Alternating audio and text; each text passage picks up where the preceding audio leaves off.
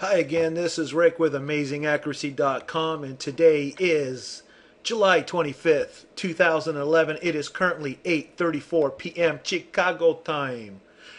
We are back looking at the daily chart of the SP 500, and we have just today confirmed a swing top for July 22nd, which was Friday. As you can see here, that the Friday's price bar that I've got marked here with my cursor is followed by a price bar made today with a lower low, lower high. This confirms July 22nd as a swing top. Prior to that, we had formed a swing bottom on July 18th, which was one day early of the forecasted date of July 19th, shown by this diamond right here. And currently we can see that this top was also one day prior to the current turn date, July 25th, shown with the following diamond here, the F date here. Now, what I want to show you here real quick, let's go to the monthly chart of the S&P 500. Alright, here is the monthly chart of the S&P 500, and as you can see, since putting in the bottom here in March of 2009, for the most part, it has been bullish in the S&P 500. If you recall that some weeks and months ago I stated that we should start looking for this summer to most likely produce a long-term cycle top in the S&P 500 in the stock market, and that if we get that as expected, and I don't see why so far we shouldn't, because everything appears to be going to plan, that we could see bearishness moving into the summer of 2012. Now let's just take a look at what we currently have here on the monthly chart. Now, as you can see, the current monthly high is shown here in May of this year. Then in June last month we moved lower. This confirmed May as a monthly swing top. Now, as we are in the 25th day of July, we can see that we have produced a higher high than the high of June. This has therefore formed a monthly swing bottom for the month of June in the S&P 500. Meanwhile, if you'll notice though that although the high is higher than it was of the high here in June, it is currently not higher than the high made in May, which is still our summer high as of now.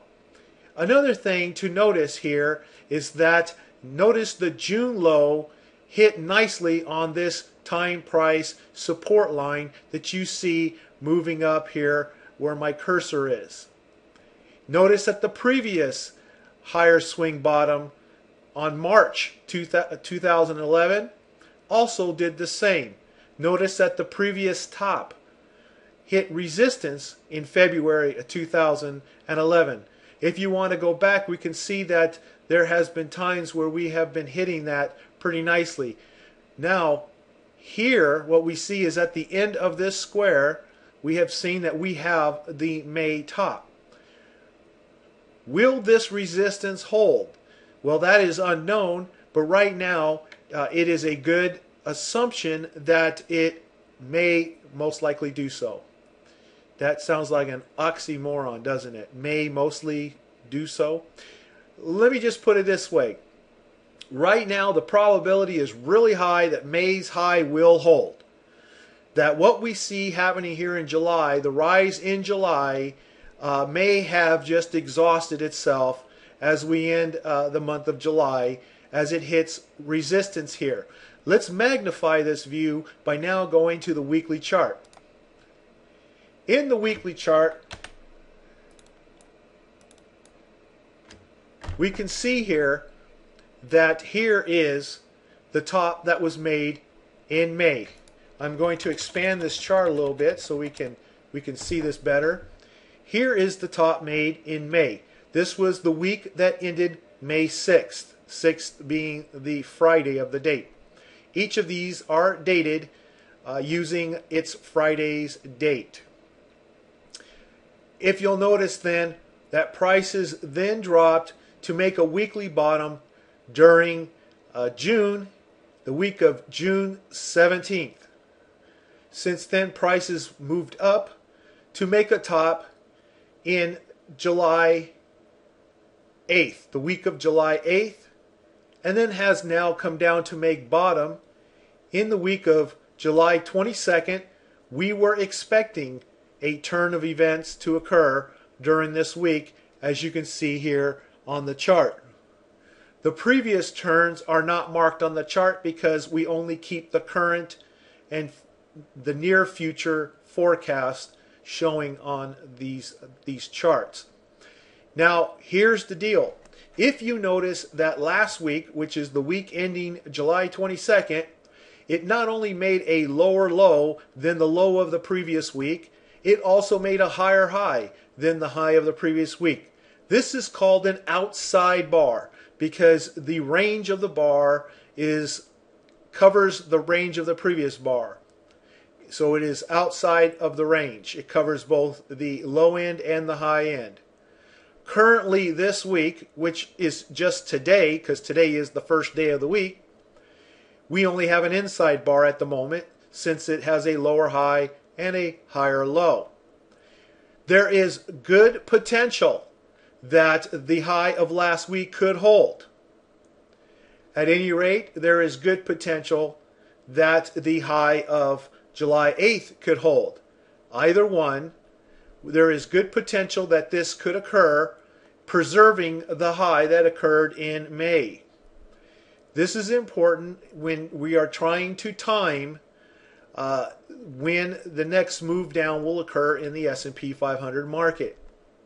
So right now, this being an outside bar for week July 22nd, it has the potential to either confirm as a weekly swing bottom, which requires that prices move higher above its high to confirm the low as a swing bottom, or prices do not go above the high, but then turn around at this time for the rest of the week, let's say, and the following weeks, and move down, taking out this low.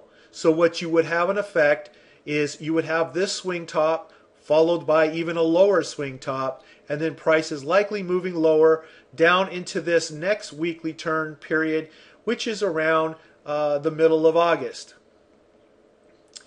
Now, the overall expectation is for the S&P 500 to move lower into the middle of August. Whether it does so off of last week's high or it does off of this week's high, wherever it might be, if it moves higher, the overall expectation is that from either this high or this week's high, prices will then move lower. You see, while we have this outside bar and a potential swing bottom or swing top in the forecasted area, it can be one bar off. That includes this bar then. So we can allow this to go up a little higher, maybe this higher, or even all the way to the top. It doesn't matter. But if it does so, it has the potential to become its own swing top, just like this is a swing top, this is a swing top, this here's a swing top, top, and so forth. Because all it would require is that it is within one bar of the predicted time period, and then it is followed by bars that will make lower lows than itself, thus preserving the high and confirming it as a swing top. So between these two bars, wherever the high may be, we are expecting that prices will likely move down into the middle of August. That is the prediction that is being made here, for prices to overall, during this time period, to move down into the middle of August. Now, I am expecting that our May top will hold. And there is a really good possibility that our July 8th top will hold. And again, the reason why I feel that this has got a strong probability is because, again, if you look on the monthly chart, it is at resistance already right here for July. So to move higher than this July 8th high would make this price bar on the monthly chart start to go above this line, and it would no longer be a resistance that is holding prices intact as it is currently now. So right now it's looking really good to hold because it has stopped so far from advancing beyond that line. Okay, I hope that makes sense. So we're looking at this line here to hold its course. Let me just go ahead and mark that top. That top being 1354.50. We're looking for that high to hold. So even if we do get a little rise in price, we are expecting that this price area here will not be violated, or not be violated by anything more than maybe a few ticks, so that it remains within that resistance line we saw on the monthly chart. Excuse me. Moving on then to the daily chart. Here's what we have. The last F date on the daily chart forecasted a turn in July 19th. It turned out to be one day early, July 18th. That in itself is bullish when you have a bottom occurring a day early of when it was predicted. But here we have a top that has confirmed, and it too has occurred one day early. Early bottoms we know are bullish, but early tops are bearish. So we now have this bearish indication here. However, we have to be careful because since that top occurred one bar early, it still leaves room within the same prediction period for this perhaps to become a swing bottom. If prices want to move higher, it would be right inside this same prediction area, and then that itself would form a higher swing bottom, which is a bullish pattern as you continually make higher swing bottoms moving up. However, again, we're going to keep our eye on this 1354.50 area here that occurred early in July. And again, I will mark it here on the daily chart. And that is the area that we don't expect prices to violate, or not to violate by very much, due to the resistance that we noted on the monthly chart. So if we, either this high here is going to hold from the high of last week, or prices rise a little bit somewhere between where it is right now and up to around this line. Overall, we're expecting that the advance will not be beyond this, so that we could then therefore take an opportunity to sell this market down into the middle of August. These turns here are not in the middle of August.